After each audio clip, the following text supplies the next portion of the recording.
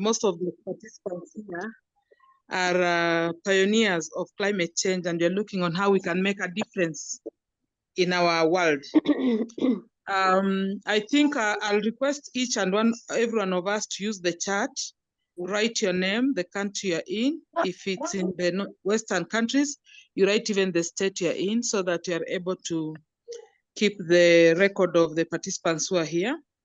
We'll have various discussions. After Faiza's presentation, we'll have a breakout session, and then you'll come up with questions and answers, and then conclusion. So I hope we'll enjoy our stay here. I want to pass it to Robert, who will take us through the Equatorial Voices Network and its purpose. Robert, karibu. Hello everyone, I'm Robert Boise from Uganda, and a human rights defender. It's a pleasure to see you all and hear from you.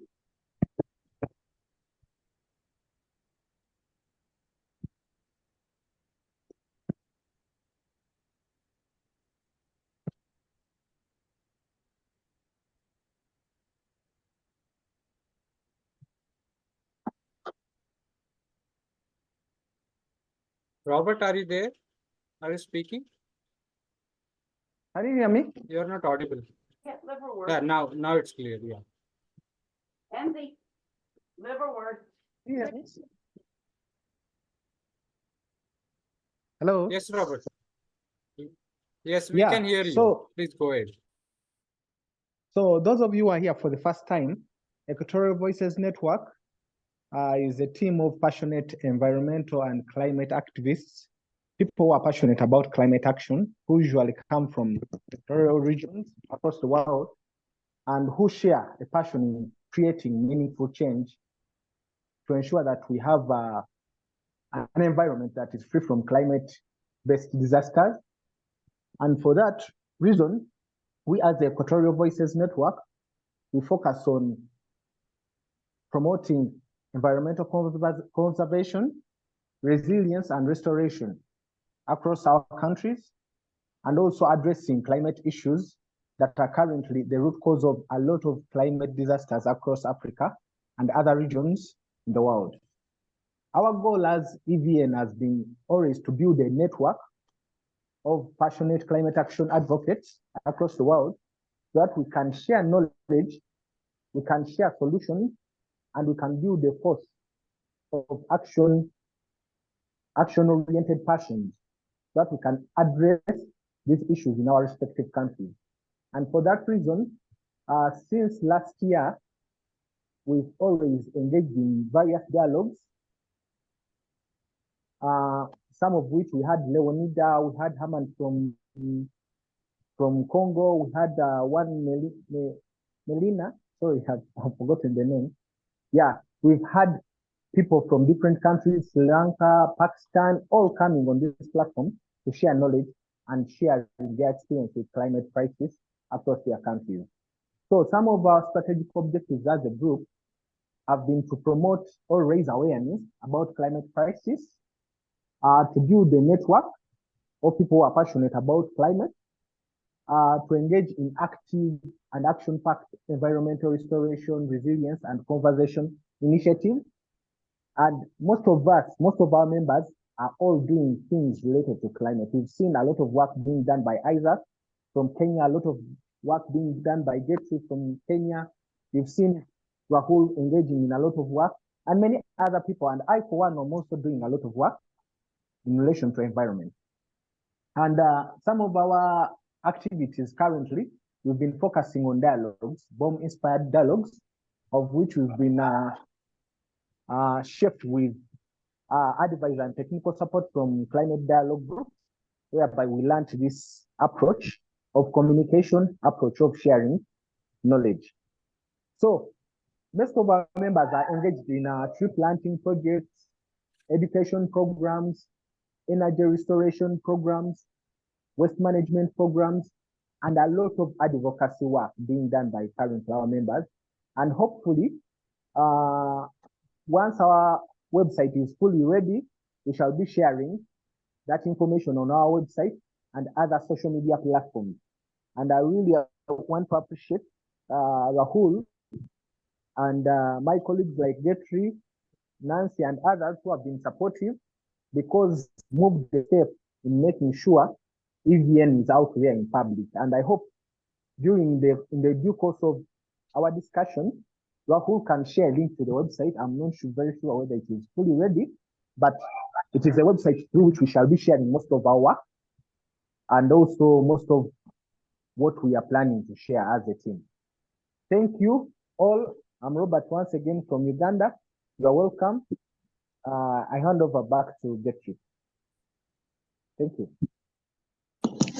I think I'll request Rahul to introduce Faiza, and then Faiza can take the floor.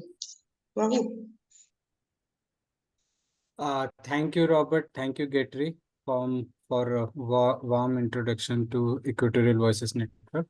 Am I audible clearly? Yeah. Yeah.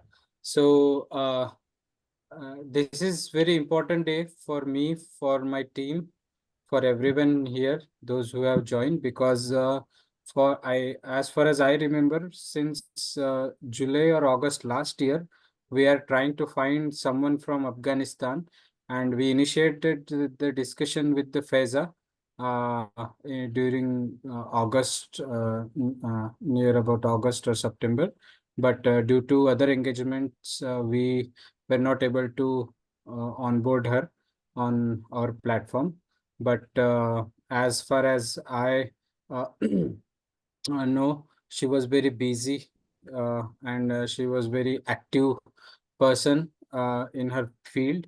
And when we approached her for presenting her insights on climate justice and activities throughout the Afghanistan's perspective, so she quickly agrees. She was very responsive to us, and she agrees to present in our platform. So with this engagement for last 8 months, I warmly welcome you, Faiza, to the Equatorial Voices Network. About Faiza, I think we all are from the different regions that are from equatorial part of the world, and I and my team find we chose our speaker those who are vulnerable and those who worked on a ground, whether it is in academia or research or in industries likewise. But we feel this should be come out as a voice of equatorial region member. So with this, I welcome Faiza Darkhani. She's an Afghan academic and activist. Has dedicated her entire career to climate environmental conservation and women's rights advocacy.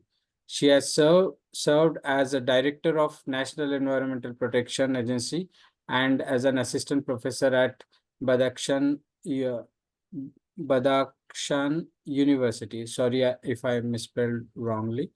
Faiza's impactful work earned her recognition on BBC's top 100 influential women around the world list in 2021.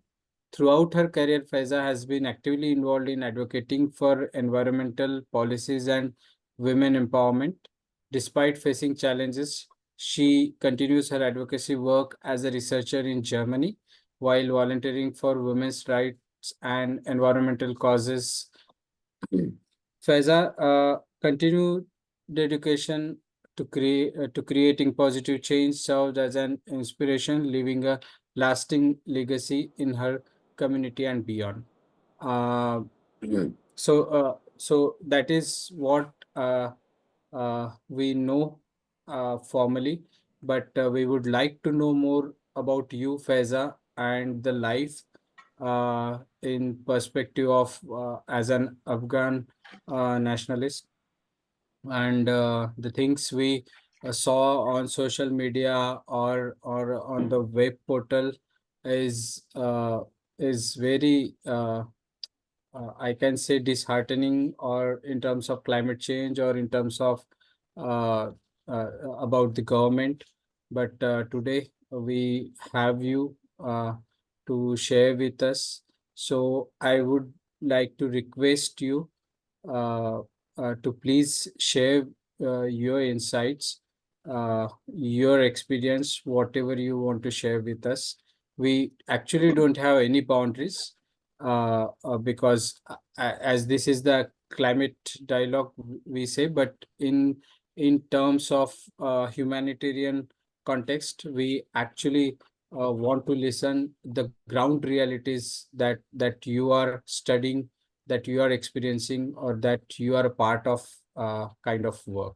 So with this note, uh, all of our members, right now we are 20 here, but I'm pretty sure after this dialogue, the recording, when we published it on our website, there will be more insights will come from our members. So I request you to please proceed with the session. Thank you. Thank you so much for having me, and thank you so much for inviting me. It's a great pleasure to be here, and yeah, I feel very honored, and I'm honored to be here. Thank you so much again. And actually, I'm here because I'm very keen to raise the voice of women of Afghanistan beside these climate situations. When I came across to this email from Rahul asking about the women and this stuff, I'm always interested to share their voices and to raise their voices at what's going on and how we can do something for especially for the women living there. So as Rahul mentioned, that yeah, I worked from my entire life. I worked in Afghanistan, and also I studied my bachelor there, but I worked there. But after the Taliban, they took the power, then we were obliged to leave the country. So now I'm going to share with you, like, during my time back in the country, what did I do and how was our achievements and what the changes are now and how the women situations are now. I would actually, I'm very interested in to sharing mostly the situation and also to some solutions. But I'm very interested in hearing from you and learning from you. What would you suggest and what would you recommend in order to do something for women and also for the climate and the environment of Afghanistan? So I have just prepared some small presentation, PowerPoint presentation that shows some of my works. And by your permission, I will share my screen.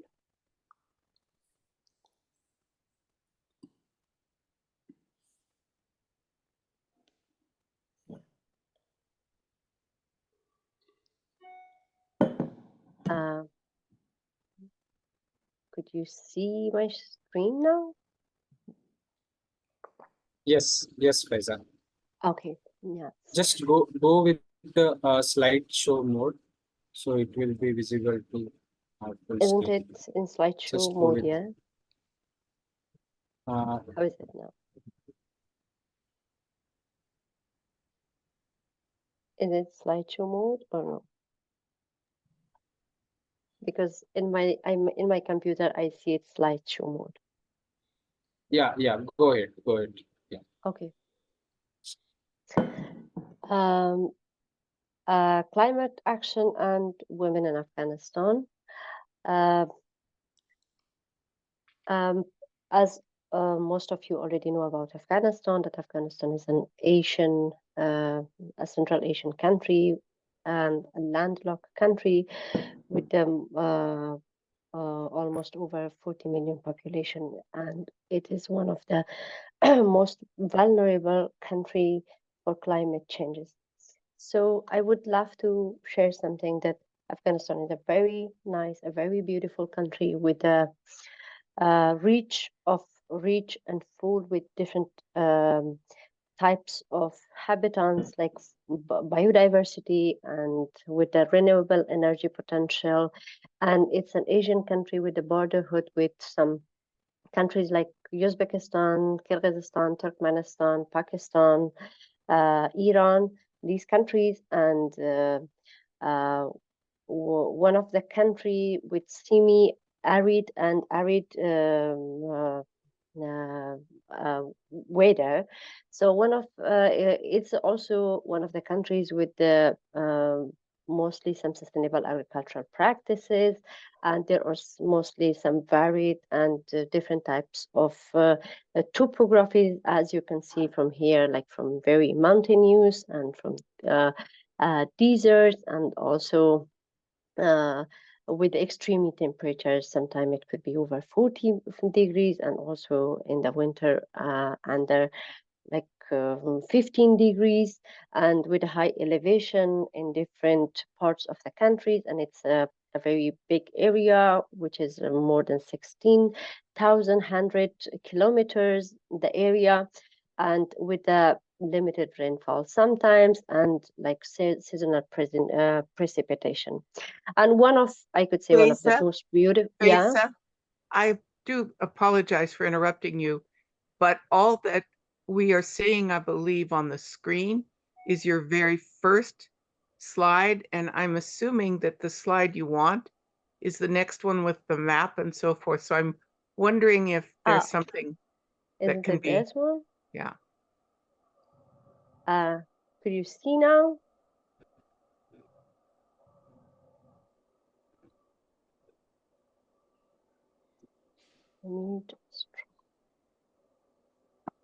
I don't know if others are having that problem. I'm doing the recording. It may be that. There it is. Yeah, there it is. I see the new map. Thank you.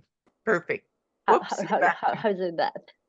go back to, there we go. That's perfect. Thank you. Okay, you're welcome. Okay, thank you for bringing up this. So yeah, this is the country, as I mentioned, that's with a very beautiful nature, with a very beautiful landscape, and also a landlocked border, with but very mountainous, and it's rich with different kinds of habitats and rich of biodiversity. But this is also one of the countries which is most vulnerable with the climate change, and also the these changes in nature. So as I mentioned, that the current situation, while Afghanistan is one of the developing countries, which is one of the countries with low emits of greenhouse gases in the world, but one of the most vulnerable, which ranks the 8th most vulnerable across the group. It means that there are numerous challenges, including like nature disasters, like flash floods, and increased restrictions on women, as we focus on. And these factors have really like humanitarian and economic crisis around the country. I would, as I already, I would like to mention that Afghanistan is very rich with different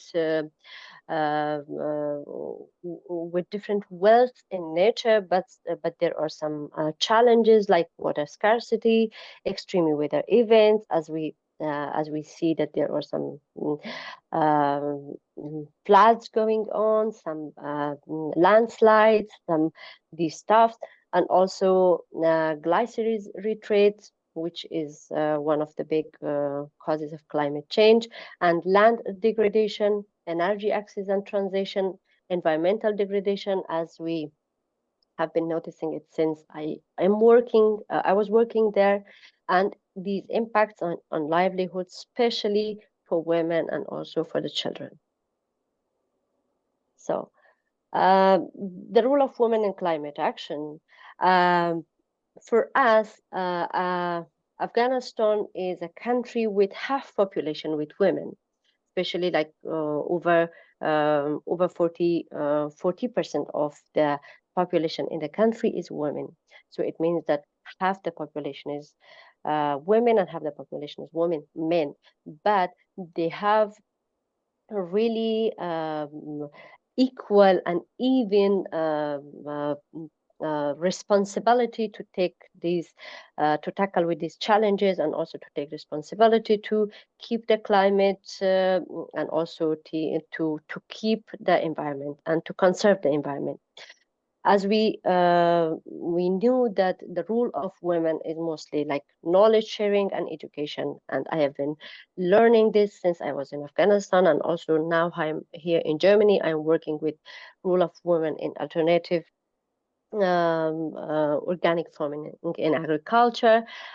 We noticed that women are like have a very high role in knowledge sharing and education, community resilience building, advocacy and policy engagement, and entrepreneurship and innovations, and peace building and conflict resolution. As we learned that women, as they are the care giver of the family, they are mostly known as a leader of the family, as they educate their family members, their children. So they have a very big role and point to educate a community. So that's why from here we're learning that when there is half the population have these responsibilities, they should take this responsibility in the country to go forward with these all changes. But from where I was working there, we noticed that there are some challenges that women are facing with these, which was like cultural and societal barriers for women. And previously it was like still there was these issues and these barriers in the country, but I mean, there was some points that still women were able to work, and women were able to be educated. But nowadays it's a kind of it's a bit different. Like security concerns are one of the big issues that women cannot be active, especially in the countries with these climate actions and climate activities. Lack of support from government, from the governmental side, from the family side, from the community side, is very recognized for women in the country. So now, as Rahul mentioned, that as when I worked as a director of National Environmental Protection Agency in the north part of Afghanistan, which is called Badakhshan, our mission was to mostly environmental protection. This environmental protection was included in these policy development and advocacy in our area and community and within the country, and also environmental monitoring and assessments, climate change adaptation and mitigation, sustainable development planning, and collaborating and partnership with national and international organizations, and also conservation of the natural areas. So now I would love to share some of the points that how did we work and how we was supposed to engage women in these kind of activities. As you see from this picture, it's like Mother's Day. When I started working in the community, I noticed that there is something very much missing, is like the culture of protecting the environment among the community, and the second is like the awareness of the people were very low. So that's why we try to use every opportunity to be engaged with the women, especially with the community, especially with the women, to include them in these kind of activities, to raise their voice, regarding the importance of the climate actions, regarding the importance of environmental protections, climate protection, and these stuff. We always try to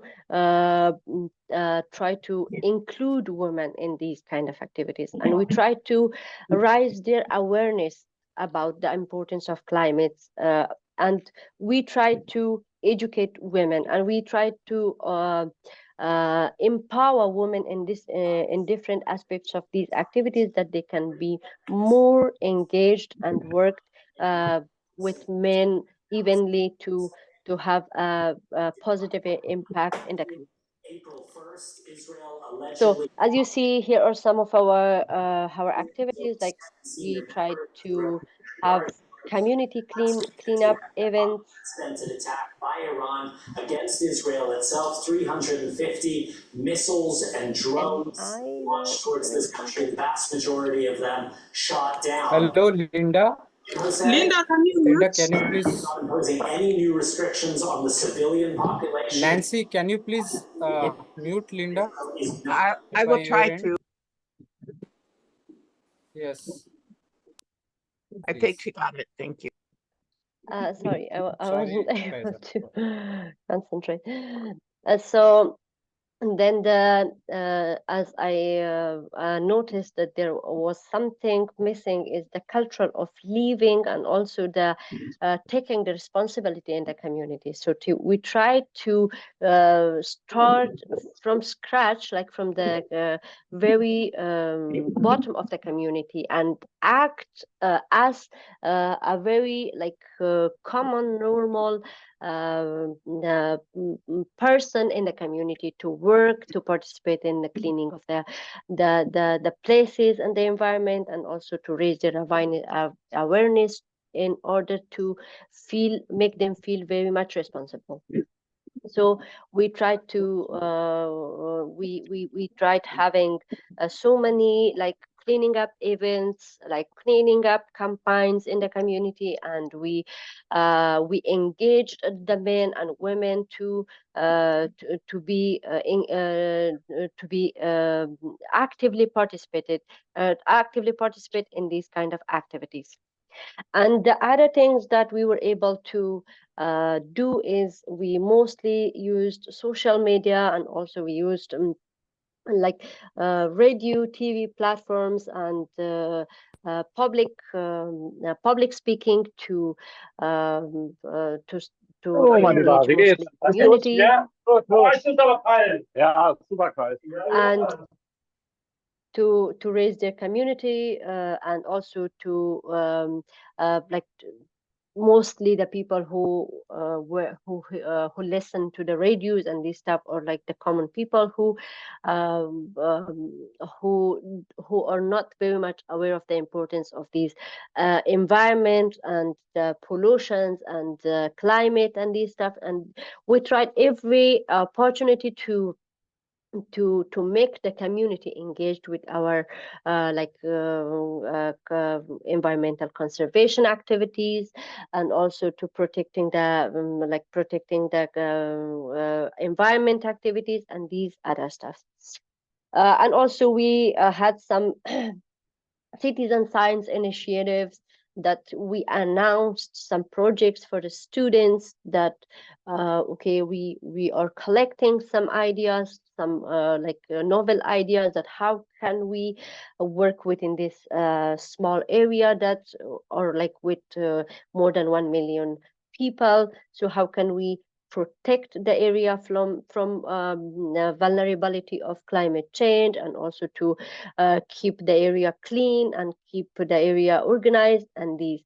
And also we had community gardening projects that we included mostly women in these kind of projects, and with different types of projects we provided them some capacity building workshops, and also we provided some staff for them to be encouraged to participate in these kind of activities. And As I was working as in the National Environmental Protection Agency, we were known as a bridge between people and between the government. So that's why we tried always sharing our knowledge and our our learning from every and each area of working with each others to see what contributions we can do from one area to another and what we can learn that within these areas. So as you as you see that we mostly the one of the one of the very important points for us was to make the people together, make the people feel more responsible, because we noticed that when we started working there in the country, like the people, they thought that if there is an office called National Environmental Protection Agency, they are responsible for like for cleaning the area, for keeping clean, for moving the trashes, keep the atmosphere clean without pollution and this stuff. But they never had this idea of responsibility that the people in the community who are living, who are much also responsible within these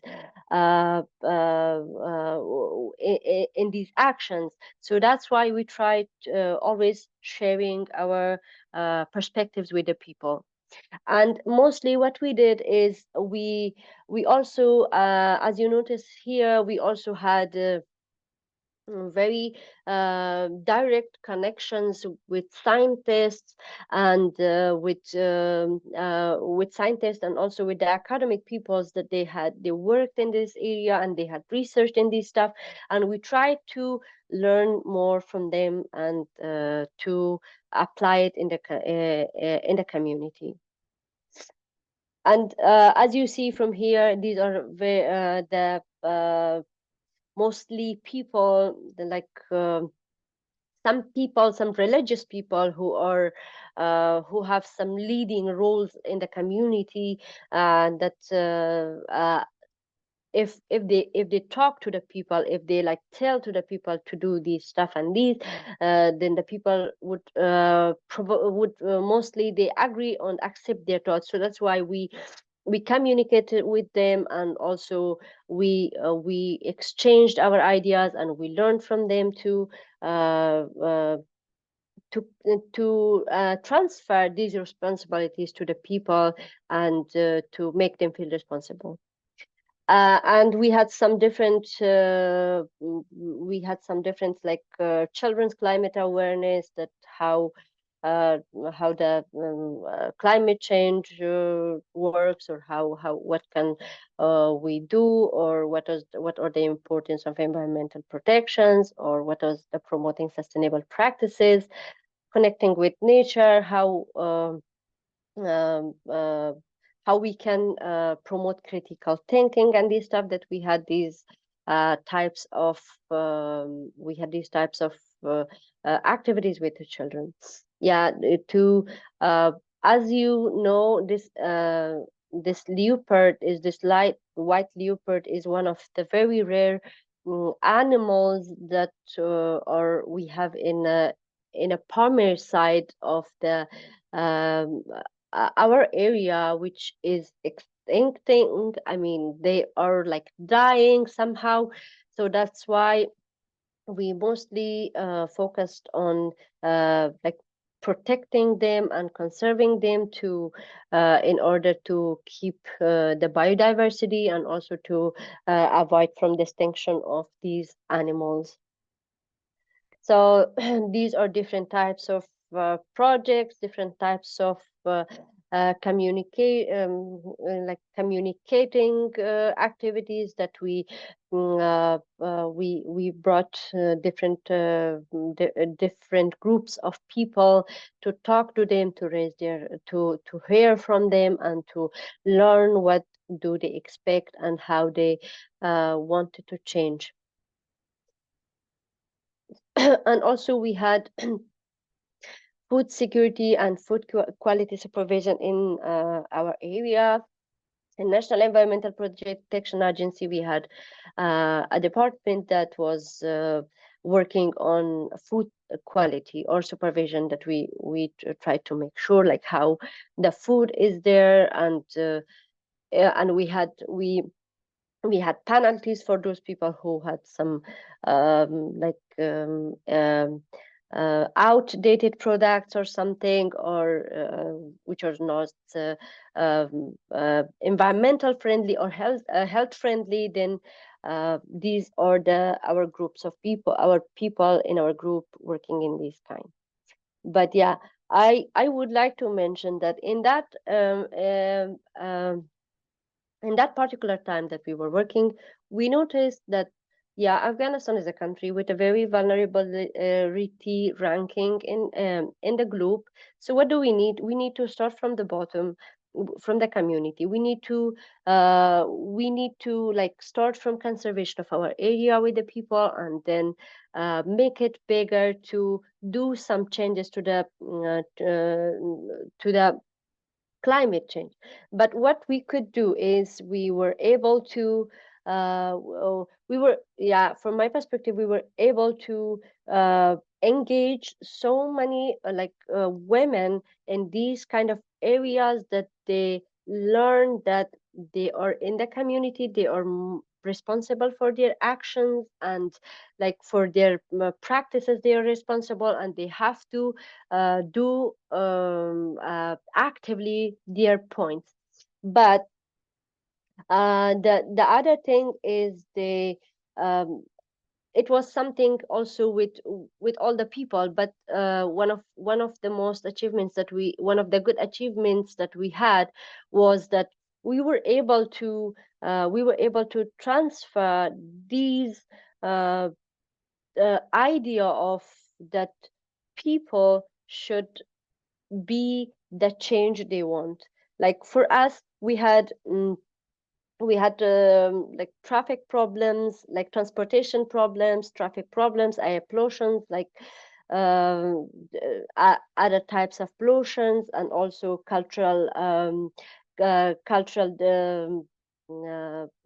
difference that they expected from the rest of the people. We were able to do these, and we got so many attractions from the people, that they are willing to work with us, and they are willing to participate with different types of activities that they want. But yeah, now I would like to mention that within that time we were able to make most of the women engaged to the different types of activities. But as for from since August 2021,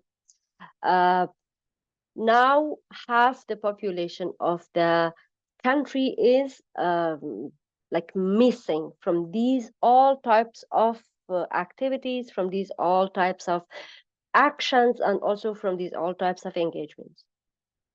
When the new regime came to the power, they what they did is they just banned schools, they banned the education, and also there is no school now, no education now, and no climate responsibility for the people, and especially for the women.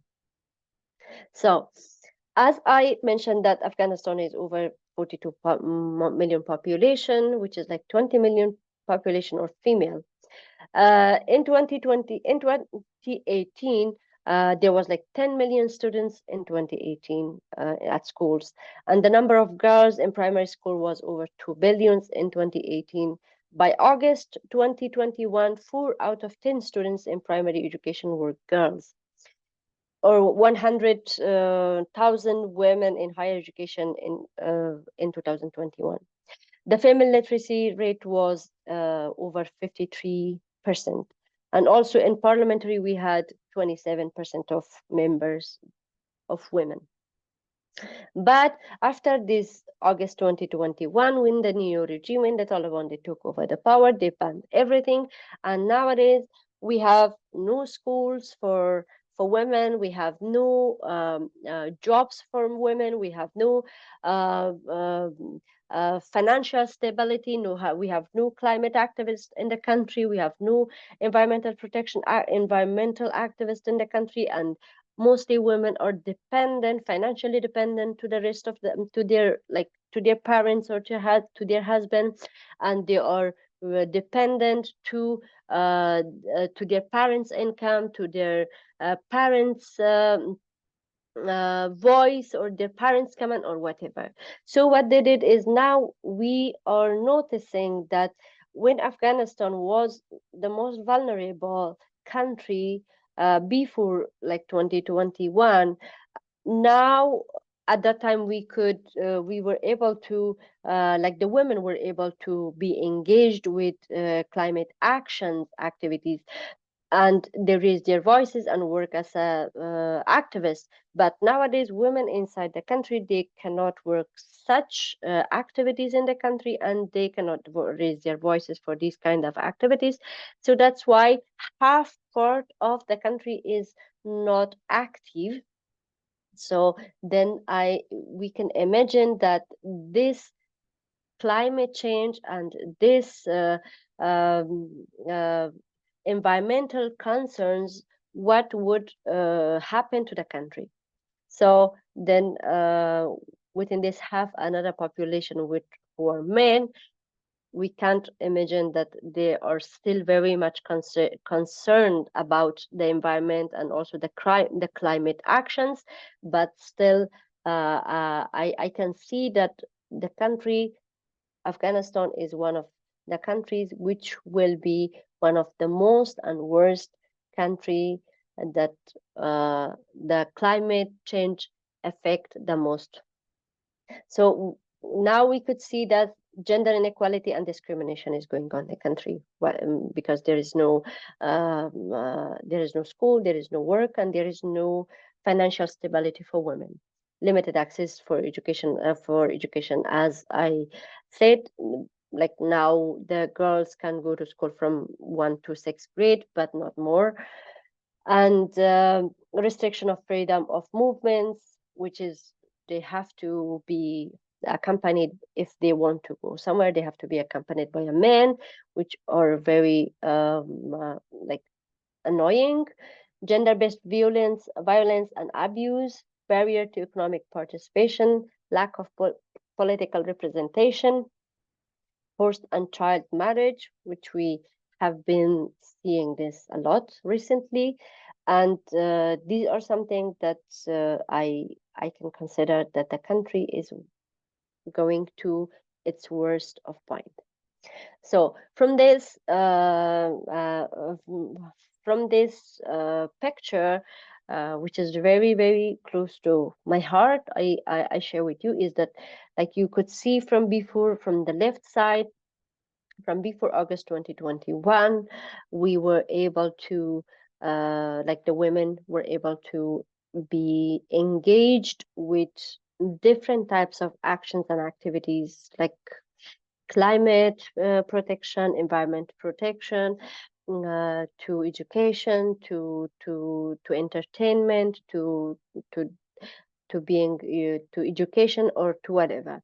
But after 2021, they are very, very much limited to a very small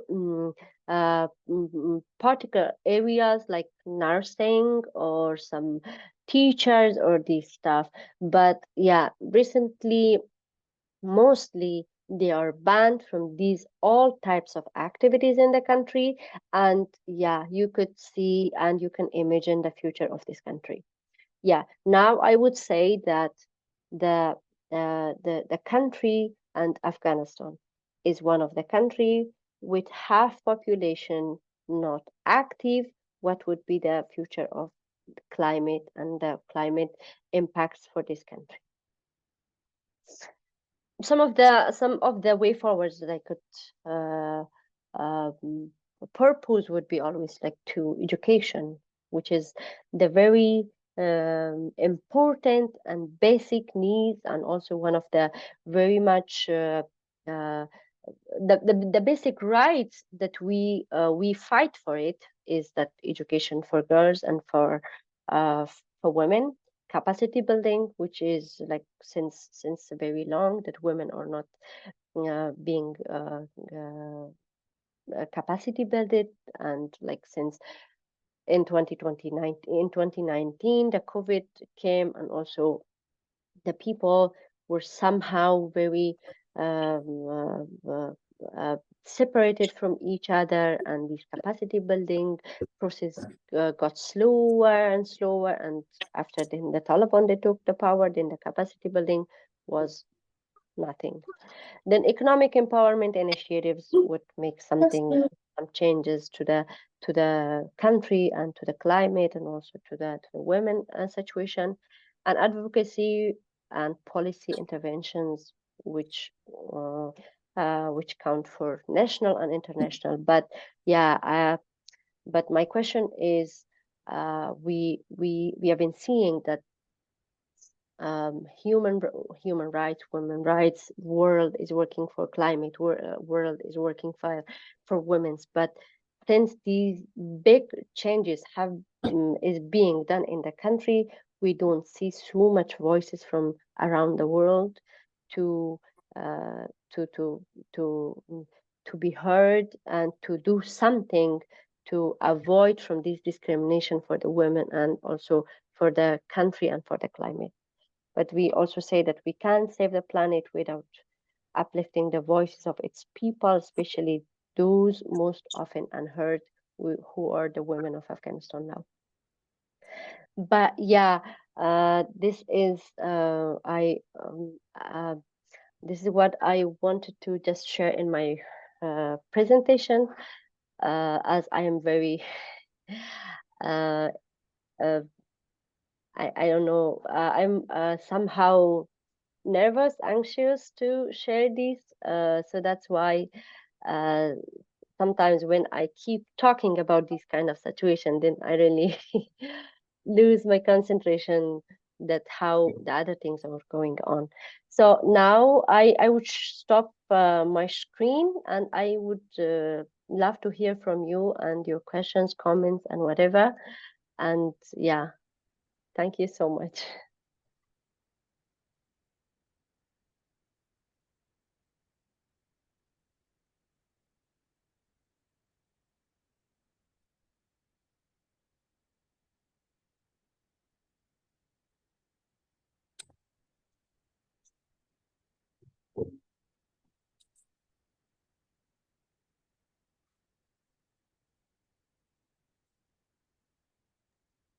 Yeah. Gatri, are you there? Hello, Gatri.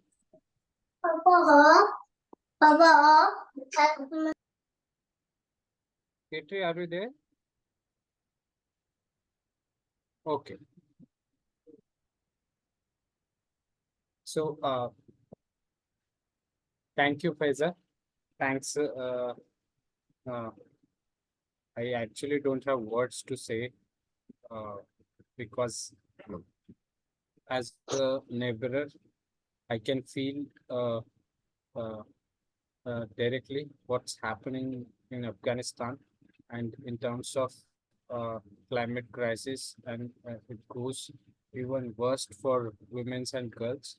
This is so disheartening to listen all these experiences, even if it is we are in 21st century, and I can totally uh, relate.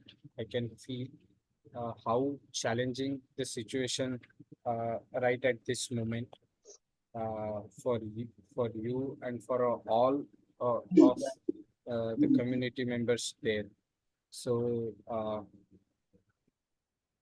and thank you for the presentation. It was beautifully drafted, and it covers all uh, that you want to uh, cover. And now we are moving towards our second and most important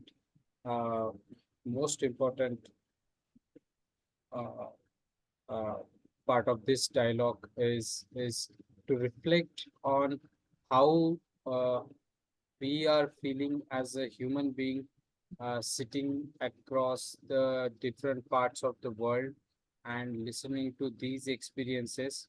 What do you feel about as an Afghan, uh, for Afghanistan community, for the women's, for the uh, normal people like us, right? So I would request, if any one wants to share, or anyone have any questions to Faiza, so that we can have the reflections from all of you, because I can see we are total total 22 of, and I feel it's go into the one group, right? So I request our members to please come out, David, Nancy, uh, Linda, and all, to please uh, reflect on Faiza's presentation, Faiza's experiences, and whatever uh, that came into your mind. Over to you.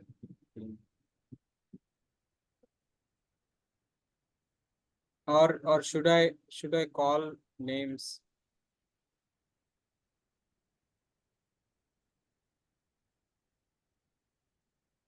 Hello, am I audible? Can I say something? Yes, please. Yes. I'm Yes, unable please. to raise my hand.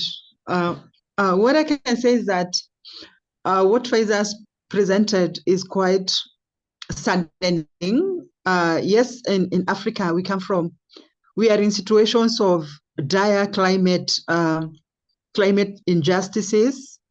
But at least I can say in some parts of Africa, women can be able to speak out against various injustices. But what we are seeing from the Afghan situation is where women are completely muzzled. It's like deliberate efforts to eliminate them and eliminate their experiences. My question is, what can, let's say, people in other parts of the world do in terms of solidarity with this situation? Thank you. Okay, yeah, thank you so much for raising this question. And it has always also, it's been my question as well, because for us, mostly people think that the women are like interested in leaving the country to somewhere else to make a living in other part of the country, but it's not possible for all. We recommend that like the people around the world, or also the ones who are in power, they have to interfere with such situation which is going on in the country, because we see that this half part of the country is missing from everything. But why the world is so silent? But why they don't hear these voices, and why they don't make any action? I always think that this something should be done from a broader perspective, like from a broader power, because because the countries should do some changes. Otherwise, like the people who are currently in the control, they don't talk to the people. They don't even talk to some low power countries. They just say that we have our own rules and this is what we do. This is the country and this is how we control. But yeah, the only things from as a solidarity, I would expect from the people to like have some online capacity building programs that they can make them financially stable, that they can make them skilled to in order to make them to be able to work for their own self. Like for now, we know that mostly in around the world, the people who are making online, or they earn money, or they sell their skills. But what we expect the people is we can make some capacity building for the women to have them skilled, and yeah, to stand for their own life.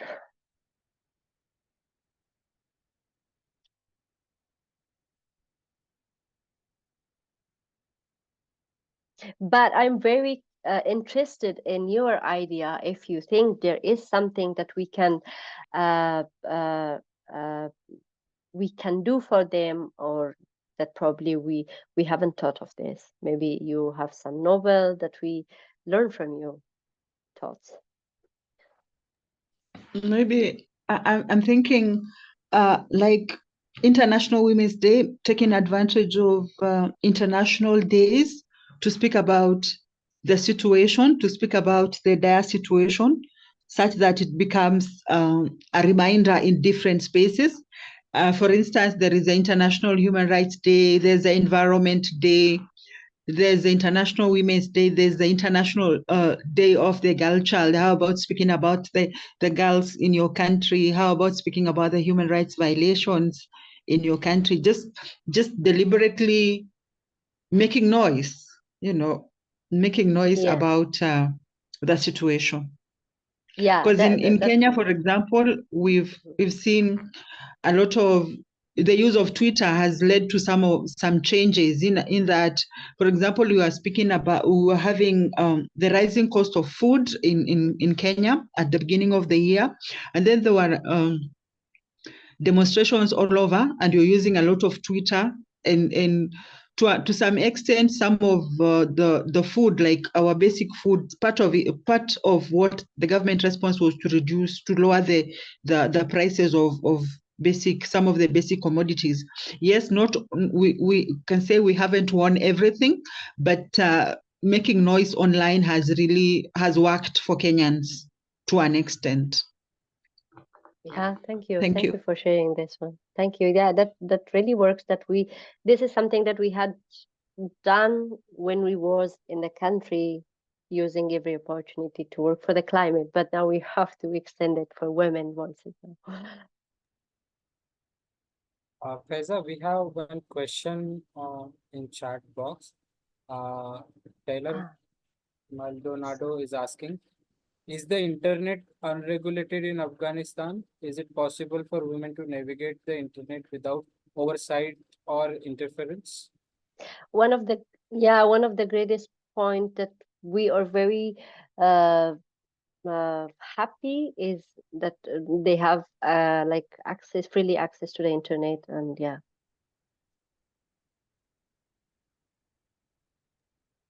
David, please go ahead.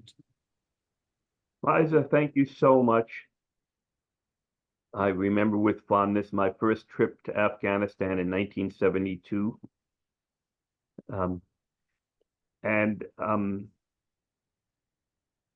I actually wanted to ask a question which you might think is too personal, but it's important for activists, which is, where did you come upon your resilience?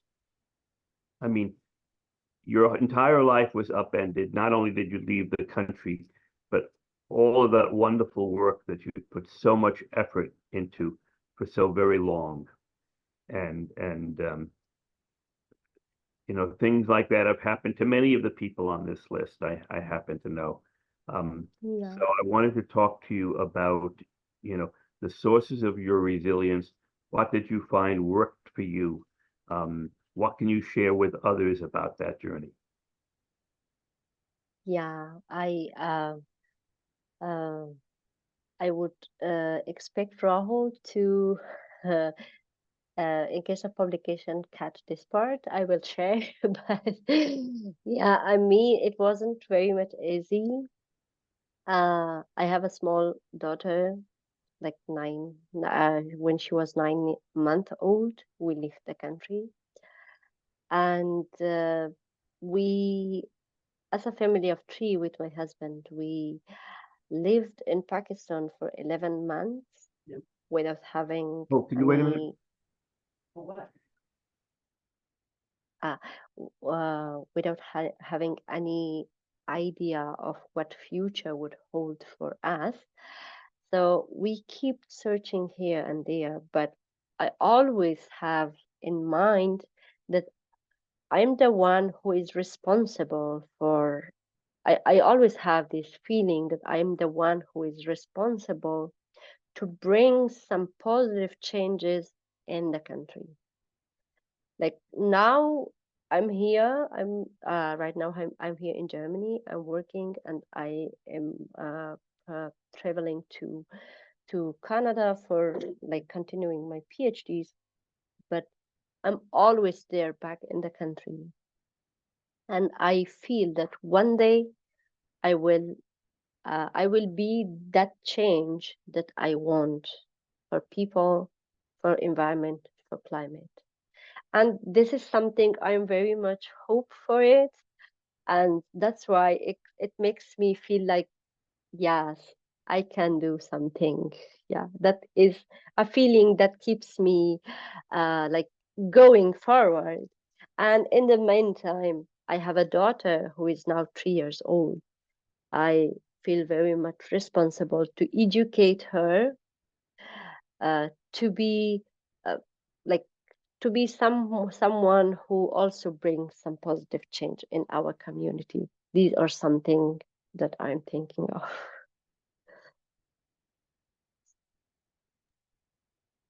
Too clear.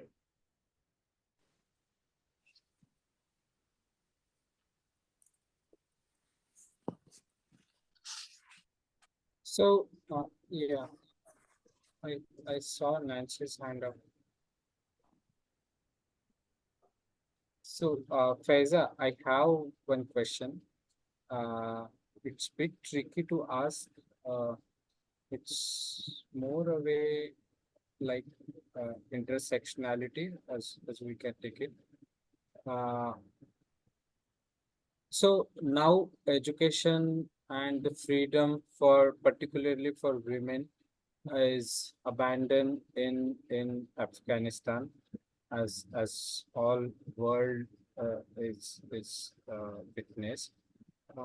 What crucial changes that you saw post August 2021 when Taliban took over to the country? Is there any international organizations or any groups that are focusedly working for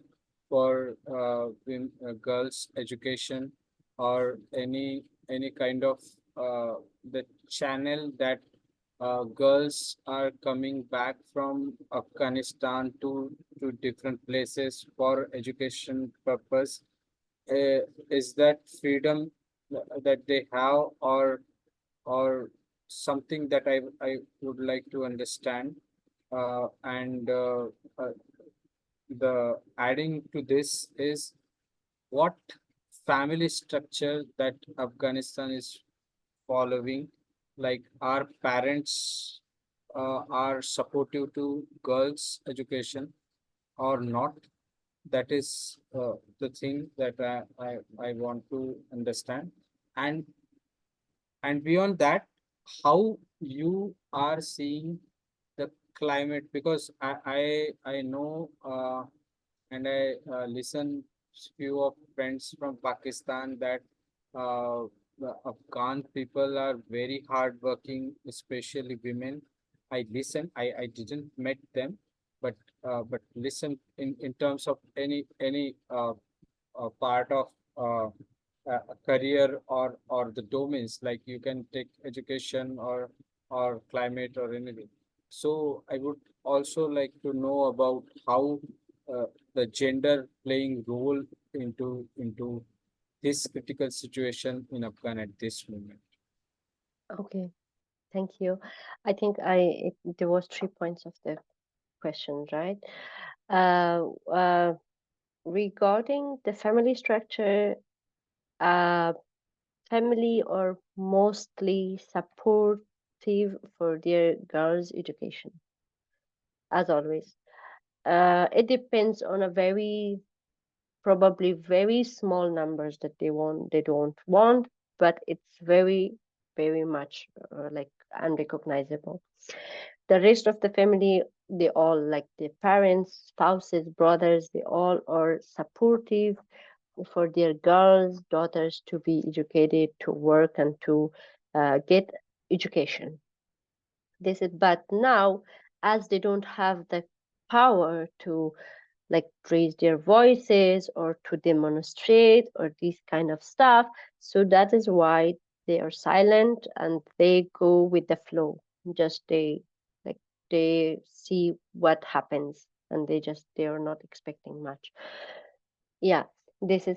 And the other thing, what changes that I see is it is a very much and big changes from before 2021 and after 2020. Like before 2021, we had different UN organizations, different countries' investments there, different countries' organizations, capacity building programs, working programs, education programs in the country. By the August 2021, mostly they just quit and they left these programs and they stopped their work, and somehow they evacuated some of their employees to their countries like America, US, like USA, Germany, or some other countries, and the rest they just left, and it was something as if nothing was there. But the biggest thing was that, like, I have family that they were engineering students, they were law, law and politics students in university, they were like medical students, they were like agricultural students in faculties, they were like at 3rd years of their education, 4th years of their education, and they are still the same, no progress on, and they stopped. The biggest thing is this education, and the other is like depression that caused these things caused for the women and also for all the families. And mostly now I believe like 20 million people, they never care about, who are living inside the country, who never care about the climate or the environment protection, as they have so many other priorities to think about, like their basic rights, their education, their food, their needs and these stuff. That's why they're mostly concerned about other stuff rather than climate. And so some people who are outside the country like me, or some other people that we are not concerned about our basic life, we care about the environment, we care about the climate and this stuff. So, and the other big change is that now 20 million people, they are not drinking. The rest 20 million is also, they are not much. But yeah, to let you know that Afghan people are very hardworking people. They are very active people in these types of work. But now women are not mostly engaged, men are a little bit, but we see very much different climate changes there, different changes in the area, like floods, like droughts, like throughout the winter. I mean, it is not very much with the activities, but yeah, still, like throughout the winter there was no snow, and by the summer they got snow, and there are very much big changes in every perspective, I can say. Thank you. Nancy, please come. Okay. Thank you, Rahul. I have a question, and my husband is here also, my husband Ray, and he has one. If I may start, thank you so much, Faiza. I'm so moved. The question that I'm curious about, the Taliban, those in charge, have they any kind of stake in anything that would create a vulnerability? I'm looking for a strategic question. Any kind of vulnerability that could be leaned upon by other nations or mass numbers of people in any way that we could target as an effort to try to get our own governments, our organizations, our some large nonprofits and so forth, our environmental organizations, to lean on or cause something that would motivate them to change or somehow motivate others to liberate themselves from the power. I think you see the drift of the question I'm asking. I would love any insights that you have to guide us in how we could be of most help. Thank you.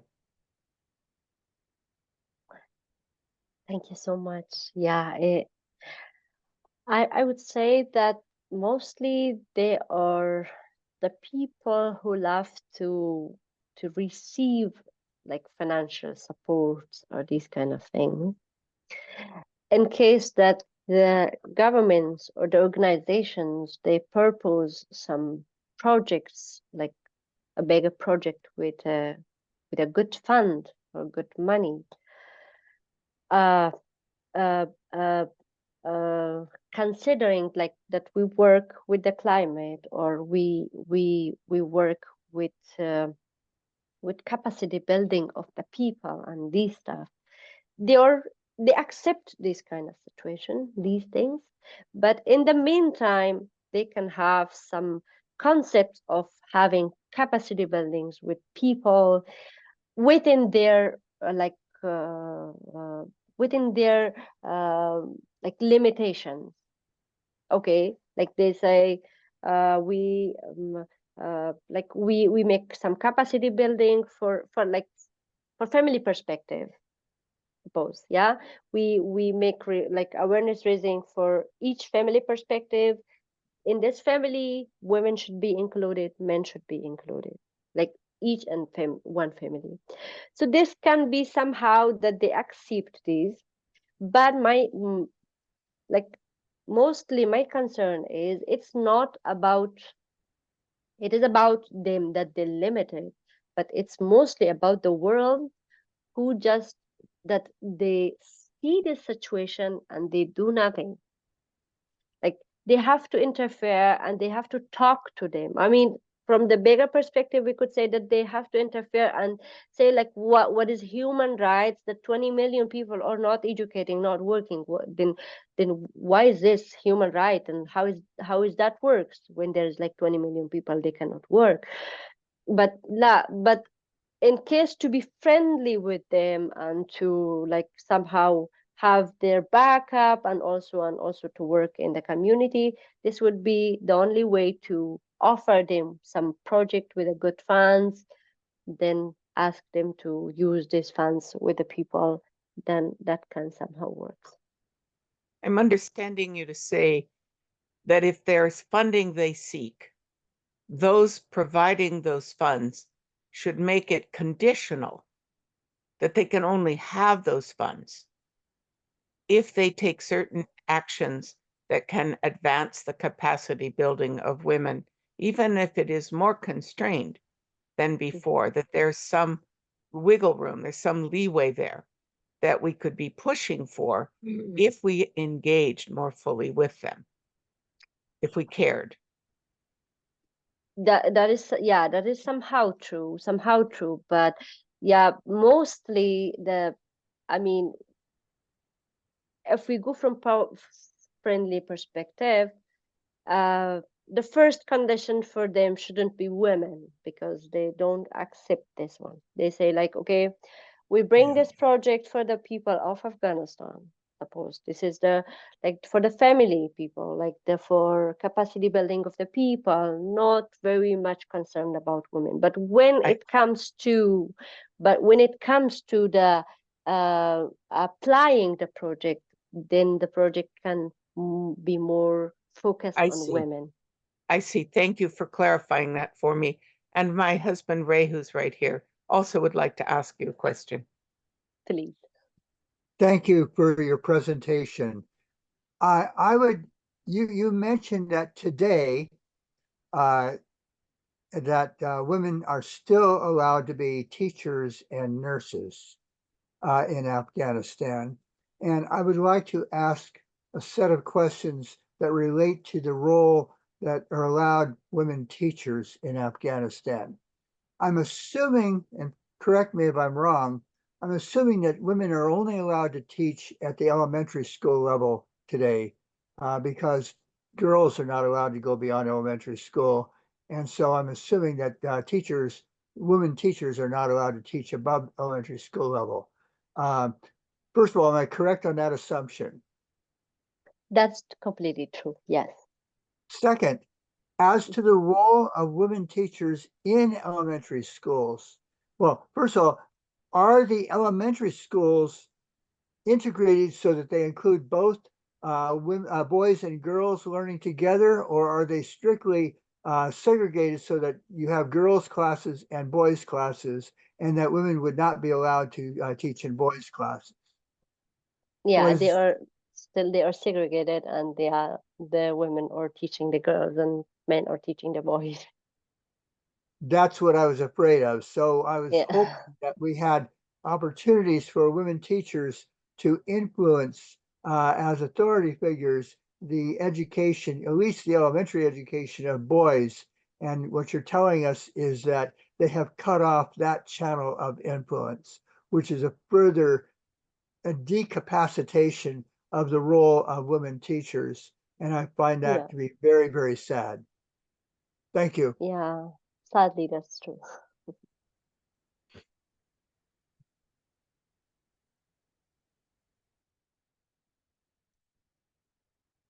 I always love to end my presentation with a smiley face and happy people. But yeah, since like this 2021, whenever I give some presentation or talk somewhere, yeah, I completely feel this feelings of my audience, and yeah, I see that what energy did I transfer today. Positive energy, and we are honoring that positive energy by willing to look at bad news and try to look at our imaginations of what we can do to respond to bad news. So we should never be afraid of bad news. We should take it as a challenge to work on it. Thank you so much. Thank you. I'm grateful to know you and moved deeply by that. I'm sorry. Go ahead, please. I've interrupted the next speaker. Evian has raised hand. Please go ahead.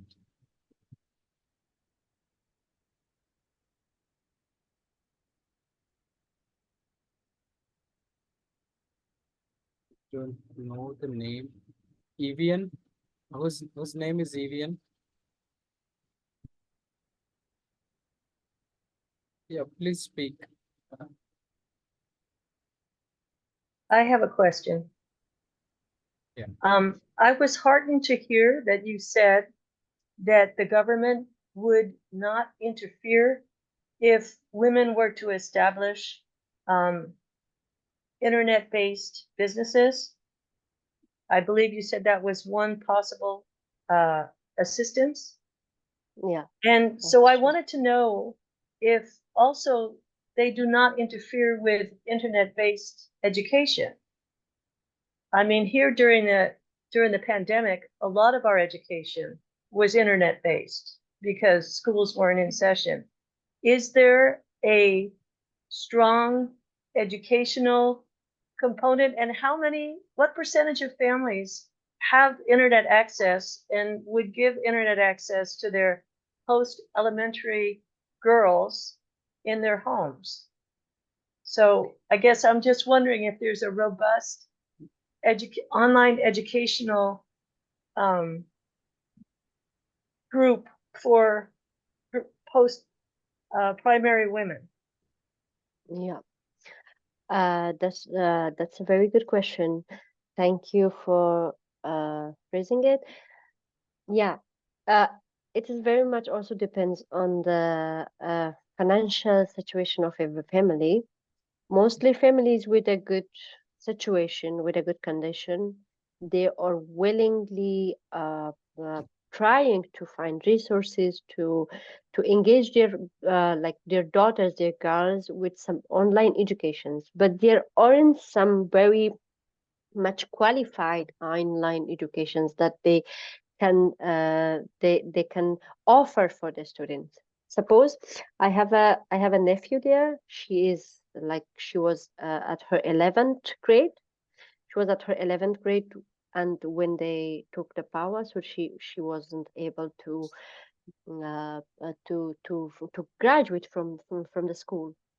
And she called me and she talked to me. Okay, yeah, now I'm the one who is not graduated from the school, and now I am the one who is not a student.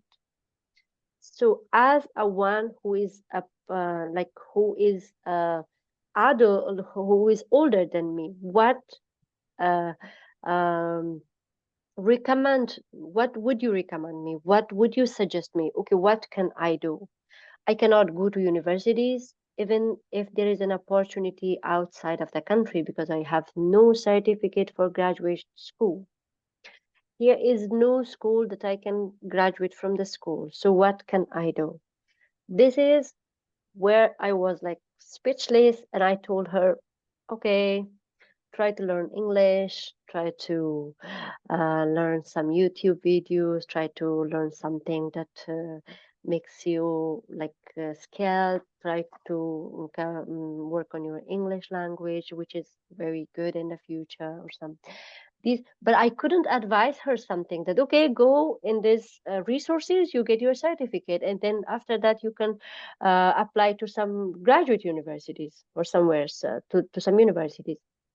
Now, I would say families are supportive for their girls if there are some reliable and qualified resources for them. So, although it depends on the financial situation of the families, but they are supportive for them. But there are aren't some very qualified and reliable sources that they join to get some certificate to have their futures like recognized. This is something the issue for the girls.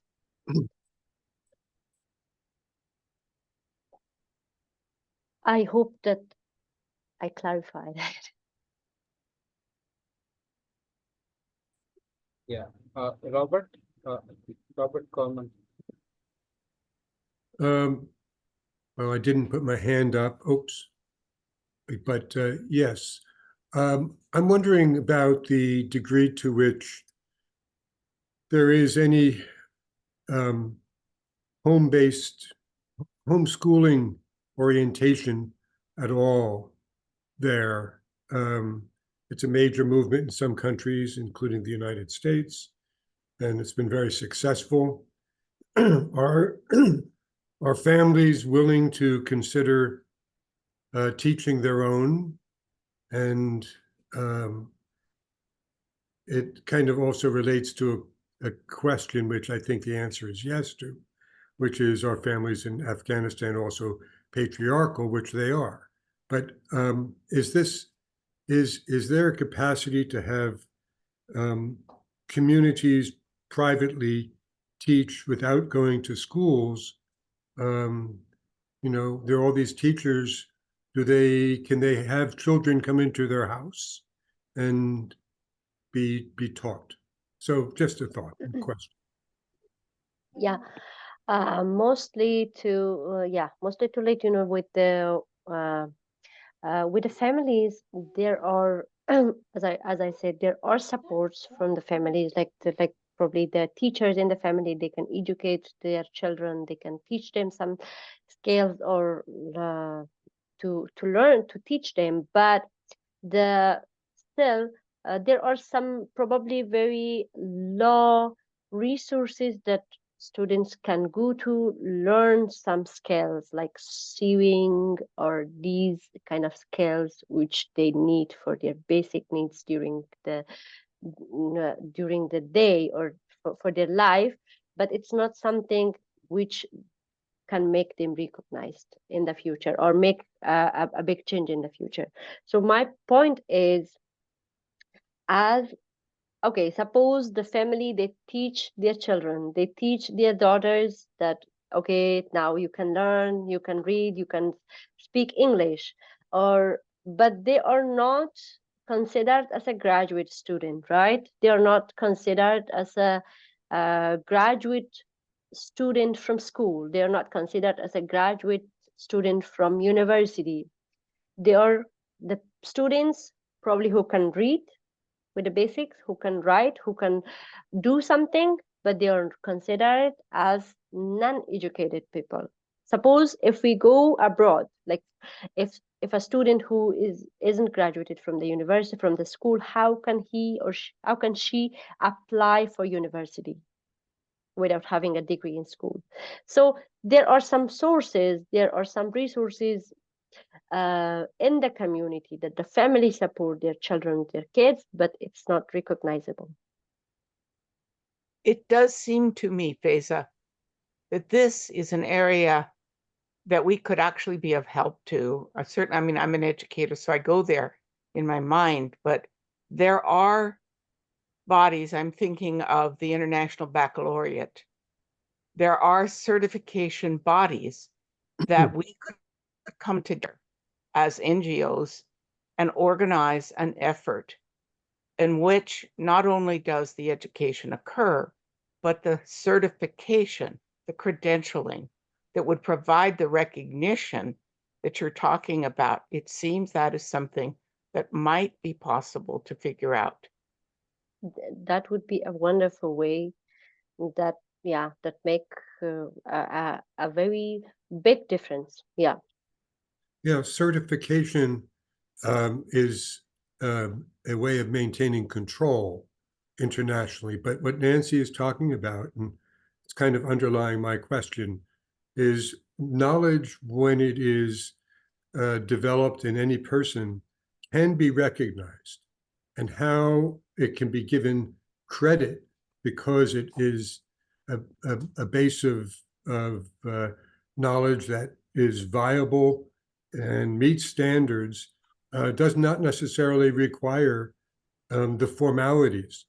And how you can do all this virtually is a good question and a challenge. My concern is it is not always as all the countries. It is still, we say it's Afghanistan.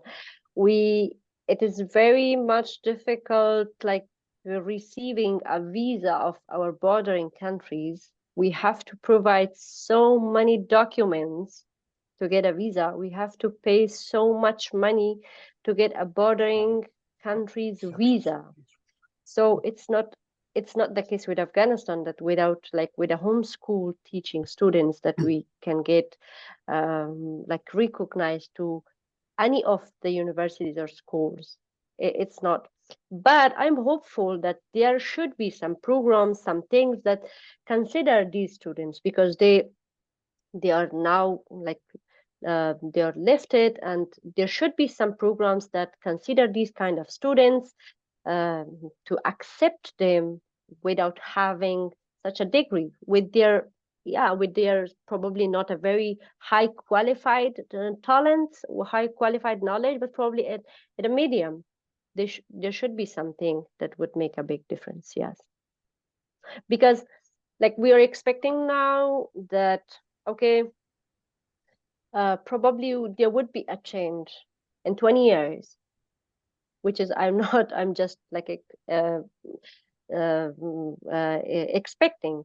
But this change, we are not sure still. But even if there is a change in 20 years, what would happen with this generation of 20 years long, if they are still at home and if they don't get educated and they don't work, and what would happen to them? Speak, I think. Yeah, that's very true. Uh, as far as in India, I can see when a student coming from marginalized community or girls coming from a very humble or vulnerable background, she don't have English proficiency in her education. So foreign universities will not accept her. And you rightly said, Faiza, the countries like Afghanistan and India, visa is really a hectic thing that I also experienced in some of cases here. The way they uh, provide the decisions and they asking for the documents are very hectic. And it's very frustrating experience of going through all. You are preparing for a year or two and then get rejected by visa, even though if you have admit from the university, it's really disheartening. I Uh, myself, I yeah. myself, in my case, I had experience of getting rejections from visa, even though that I had acceptance from the university. And I had degrees and I had like, I was qualified for visa application. I mean. I see a question here from Richard. Are families in Afghanistan also patriarchal? Depends, but yes, there are mostly families with this situation, but there are also families that they are very supportive of their girls and they let them freely do and learn and work. Yeah. David, please go ahead. You raise a hand. So, on a slightly different course, I'm quite concerned about hunger in Afghanistan, as I am in India, by the way.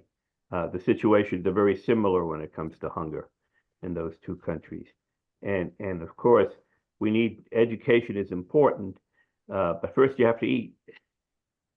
That's true. I'm wondering, are women involved at all in agriculture or kitchen gardens or local food growing or anything of that kind?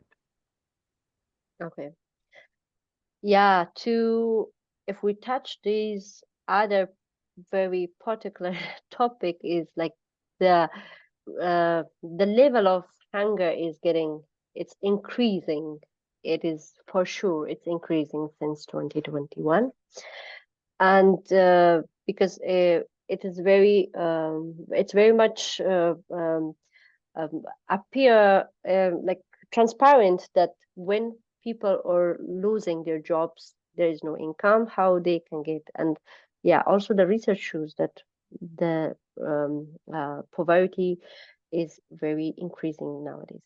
But mostly with the kitchen gardening, depends on the areas, the places where mostly women, where some families have their own lands or their own gardens. They are like it's a kind of family gardening that the women are involved in such activities as their household incomes. But yeah, mostly as the projects are not much in the country, like from the organizational projects or from the abroad projects that for their capacity building, for their kitchen gardening in agriculture capacity building, there aren't much activities. Like there aren't so many women active in this regards, except those who have their own lands or their houses that they can make or grow some plants for their own sale, or at least sell to some neighbors or something.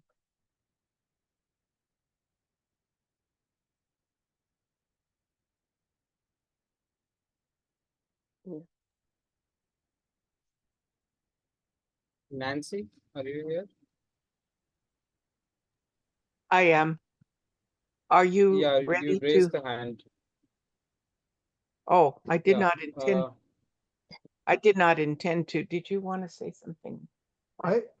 I had a yes, you may. Yeah. I understand from this week's news that the Taliban government has yet put a further restriction that may affect our conversation, that they have required educational organizations above elementary school to affirmatively pledge not to educate girls or women, and so even those that are managing illegally to do so dare not certify that they have done so, given this regime.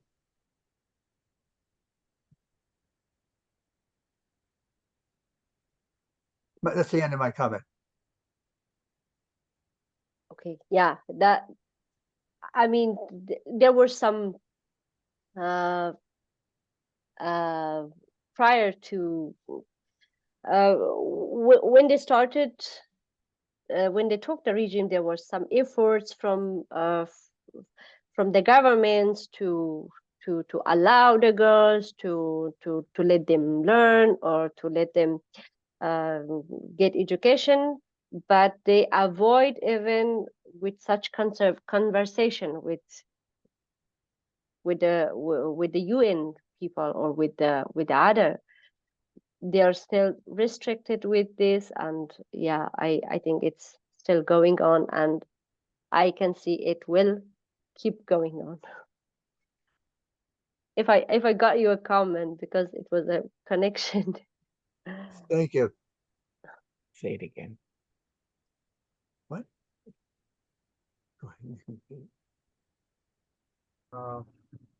Anyone else wants to reflect? Philip or Richard or anyone? Linda, we can see. John.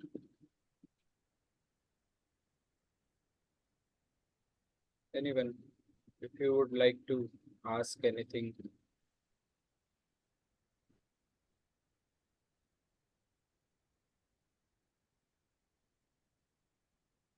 So Faiza, will take another 10 minutes to wrap up. I want to share how we all came together 2 years back. Our convener David Delbert is here. I don't know how we connected and how other members were connected to him, and we all are working in the domain of climate crisis, but we all feel that the most impacted community or the people are those who are downtrodden in terms of climate crisis. What I feel, because in India there is a caste class, and in the world, another world, we find racism and other kind of discrimination. Those who are in power, they will definitely have in their hands of solution for any kind of particular changes in climate, whether it is rising heat or whether you find uh, heavy floods or heavy rains or extreme drought.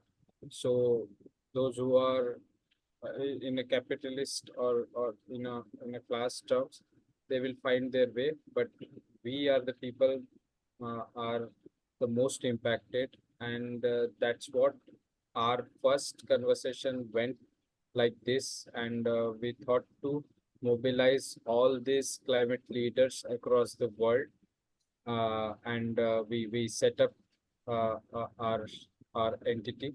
It's not well, I can say it's not formalized yet, uh, but we are in the process of, like, now we have around 30 plus members with us from different part of the world, and I and my team knows very well how to find the exact person from entire country, those who can represent well. Like So it is our fortune and the privilege that we have you today finally, because Thank I you so know much. I approached you last year, but it didn't work well because of other work, and now we have dedicated and seriously, honestly speaking, we have consistent member of uh, participant at this moment, to those who are listening to you, and the issue that you raised, it's very heart touching to each one of us, and definitely we will connect through emails, and we have our own group, WhatsApp group, and now we are in the process of setting up our own website so that we can mobilize well. The main idea of this is this group is to share the best practices, Faiza. As you said, as you mentioned, the kitchen garden thing, right? So if any part of Afghanistan you find any difficulty, or you find in a climate manner, or in educational manner, if you came with us and if you share with us, we can have something to create a model uh, for the problems, and the thing is that the working is learning, the sharing is learning, the caring is True. learning. So it went up to the both side.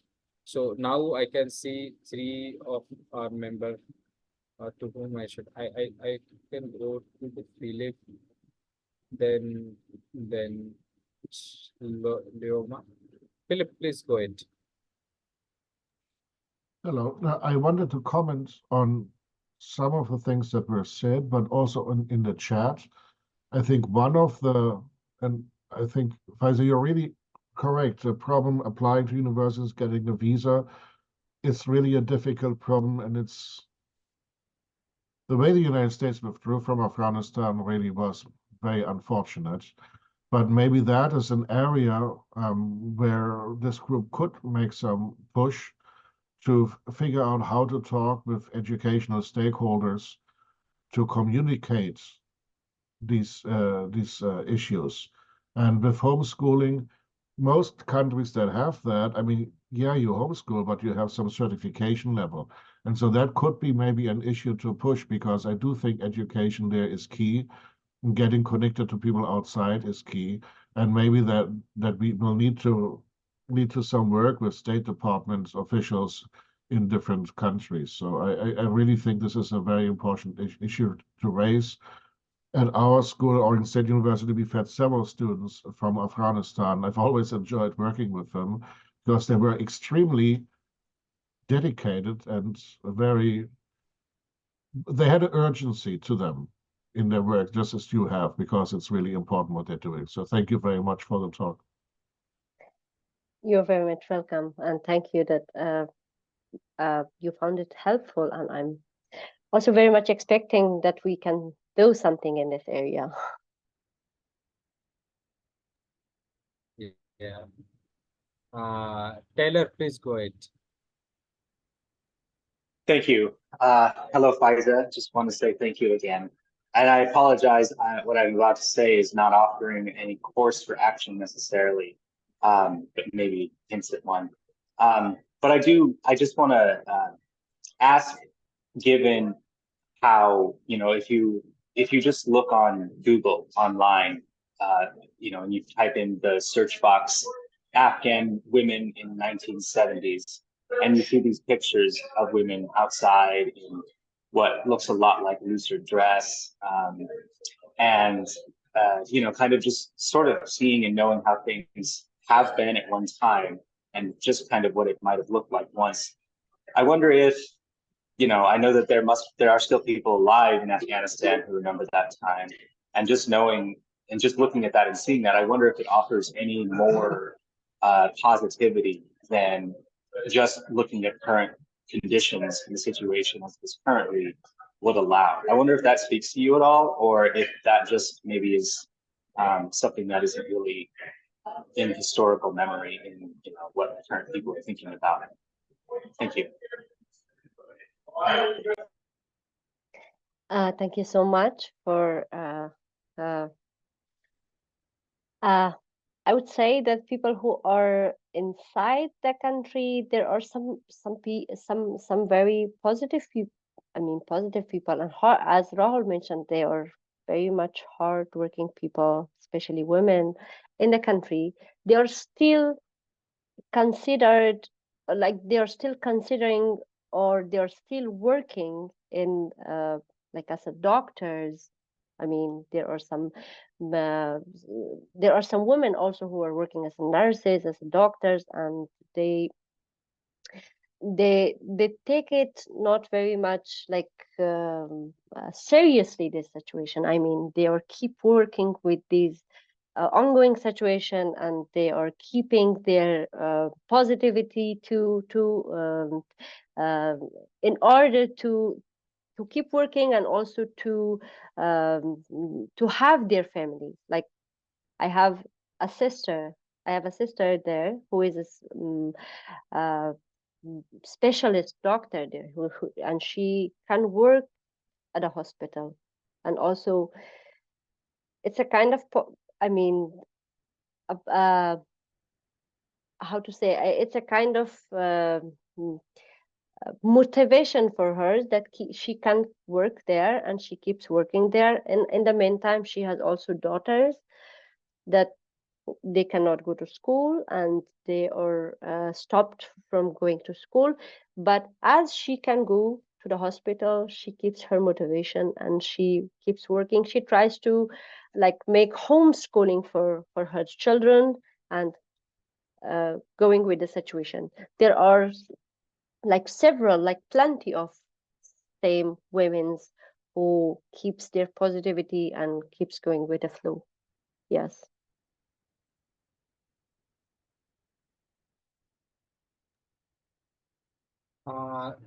Leoma, please go ahead. I just wanted to thank you for telling about your previous efforts.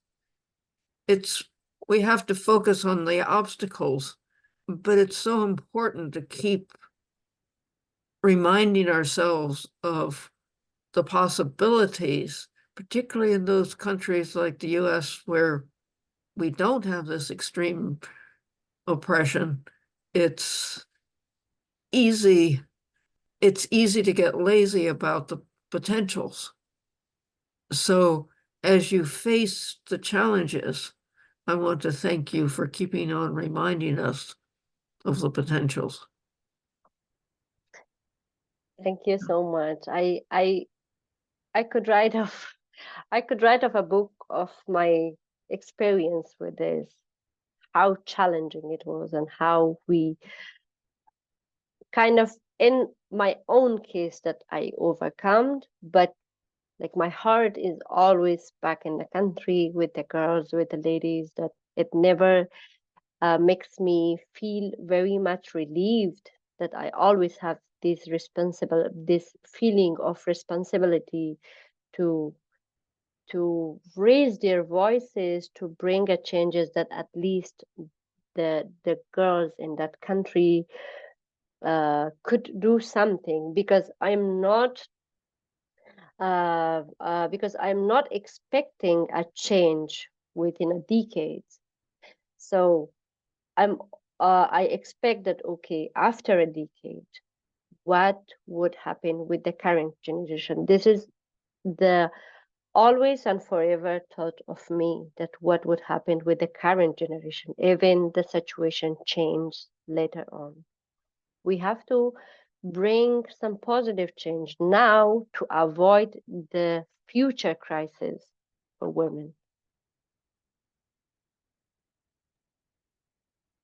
Thank you, Faiza.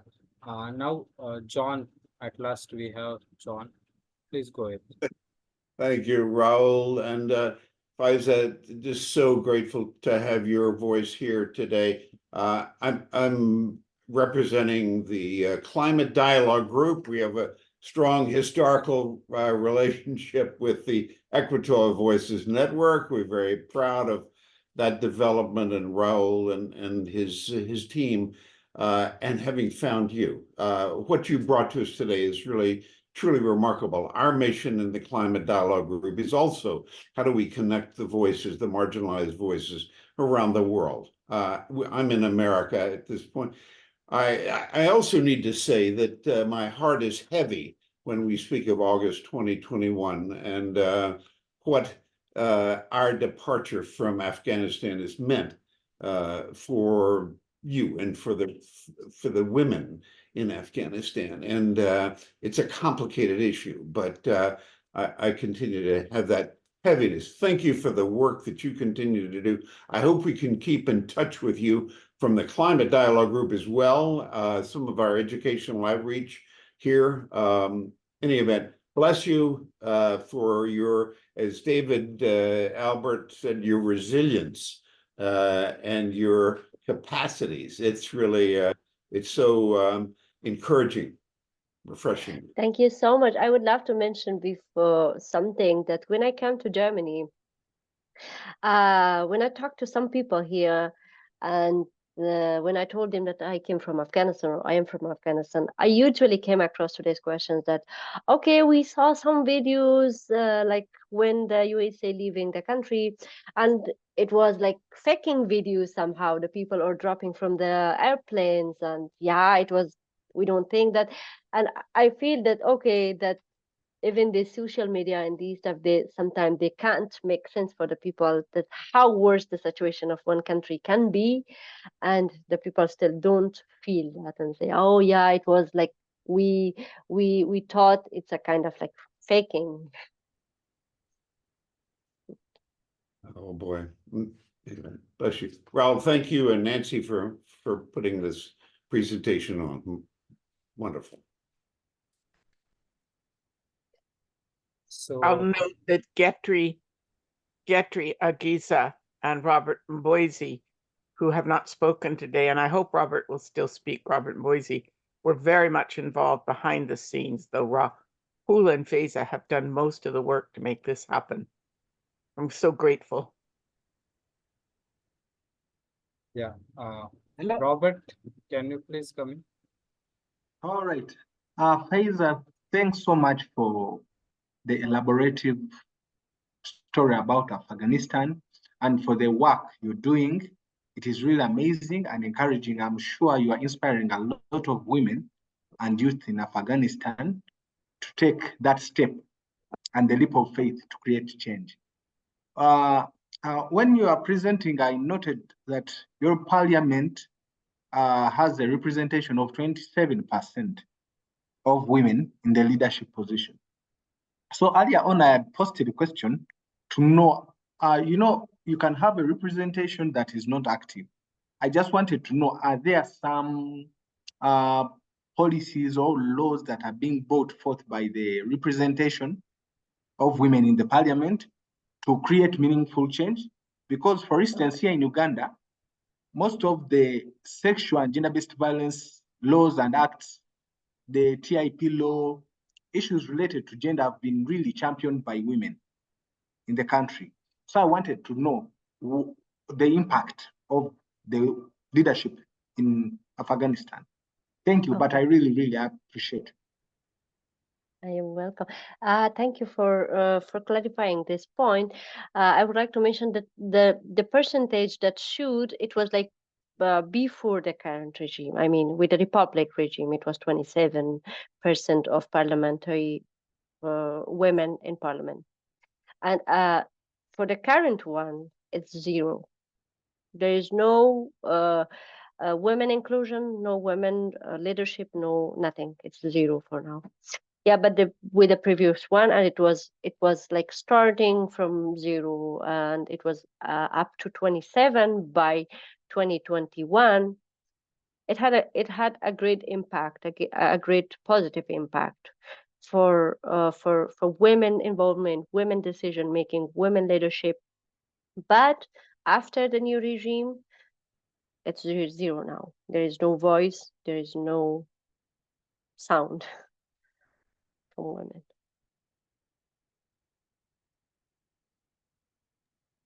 Hey, thank you. Is the new regime or the new government taking, they call it Sharia law, something like that? Is it an extremist government in terms of Islamic faith? It's a kind of extremist government. Okay, thank Extremist government.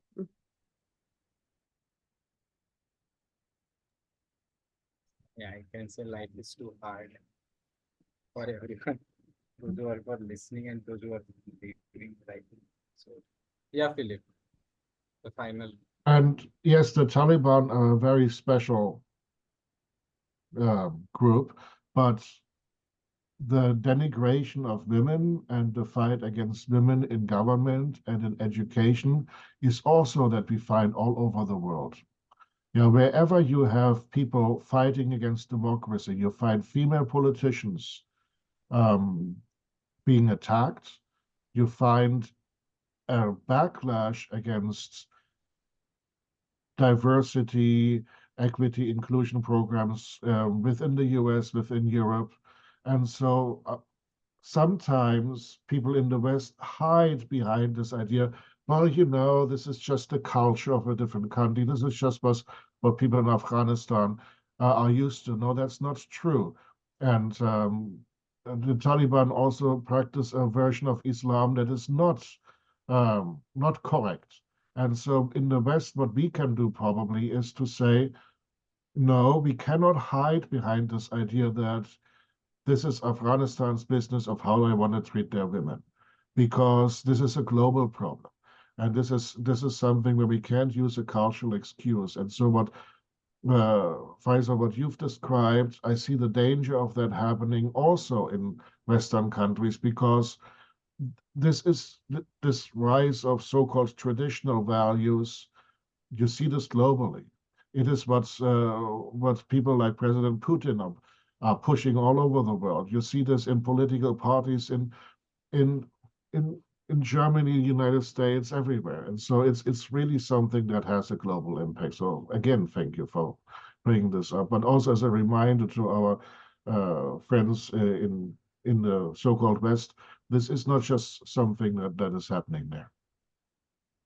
Yeah, this is completely true, and I agree with this. But yeah, the only point would be is, but we had this problem earlier with the previous government.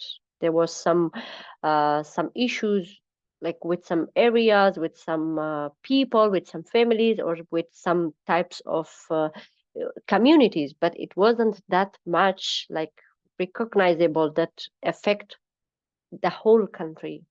But within now we have a very broad problem that we can't say that it should be very limited to a traditional or something that we say, okay, but this is something we really all have to care about together, because as for me, to just let you know that those who are in the country with any kind of problems, they do not raise their voices because they cannot.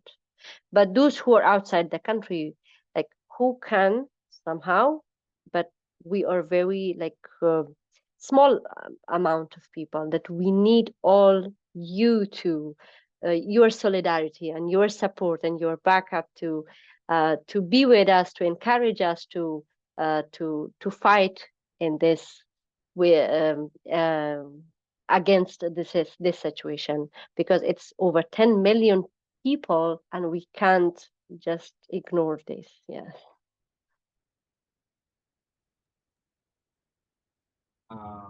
To add to this, India is on the verge of getting into extremist country. I can experience right now at this moment what Afghanistan is facing. So I can totally relate the line of that they have. So with this note, I request Nancy to please come and summarize the dialogue. Wow. First of all, Faiza, I speak for all of us from the bottom of our hearts, our gratitude for you as a human being, for you as a leader and spokesperson for women in Afghanistan and everywhere. And you have filled me with hope, actually. I'm grateful that we can be in direct dialogue with each other and seek to continue that and seek to give you the kinds of support you were just asking for. We can commit to doing all we can for that and to bring what you're saying to others.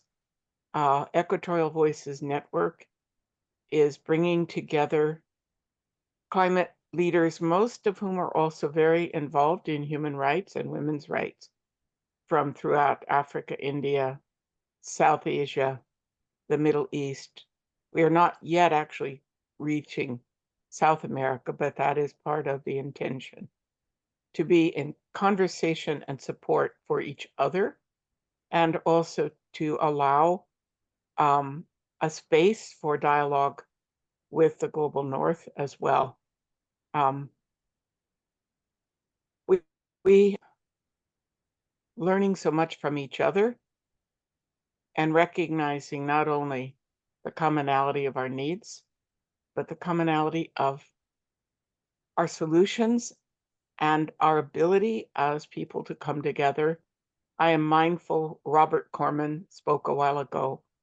Robert Corman is very involved with Via Campesina, which is a network of 200 million peasants and farmers and fisher folk around the world, connecting that with those like yourself who are strong speakers and voices, even when you're not in your own country. We have spoken of the potential of a different kind of education to shape a different kind of future and to help each other achieve these things, first by working together and then doing all that is in our power to shape what happens with the governments and businesses that make such of the large decisions. What I'm grateful for from you today at the personal relationship is how much you have heartened us, and at the, if you will, strategic and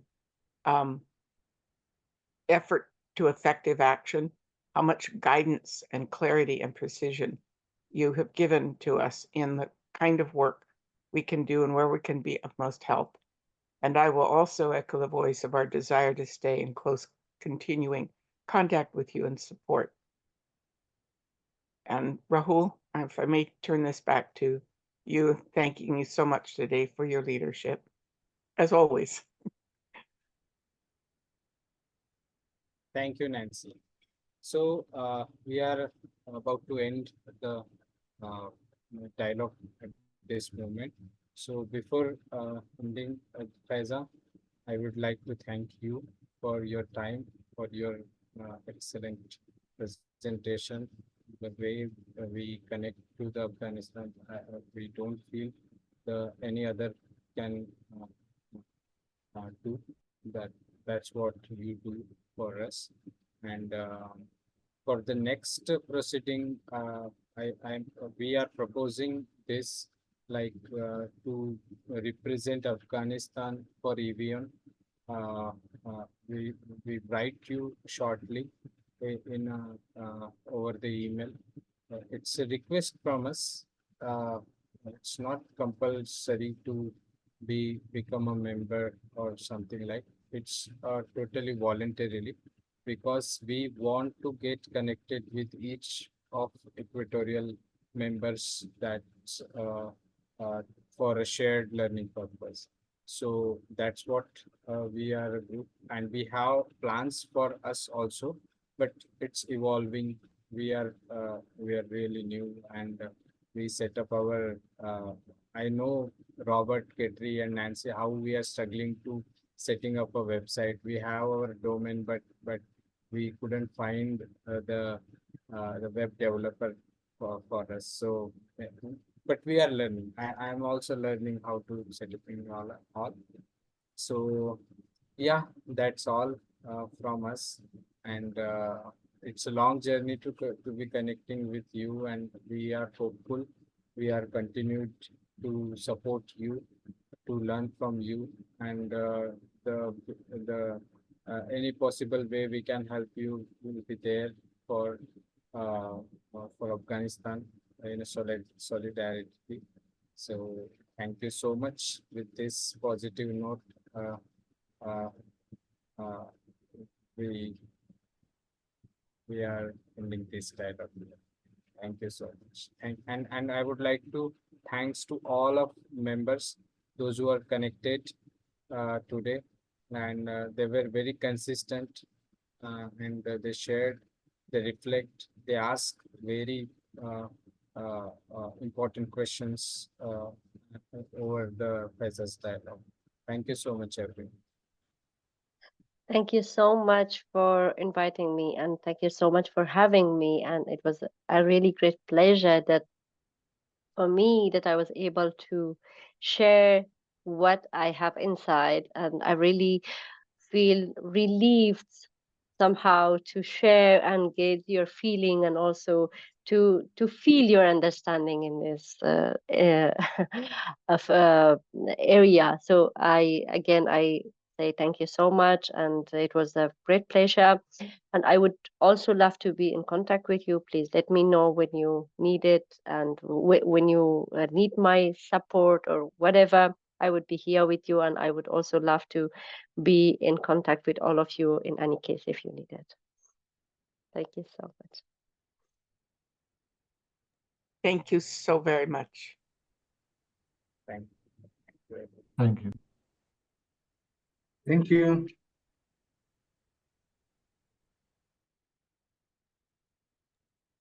Thank you. Bye-bye. Thank Bye. you.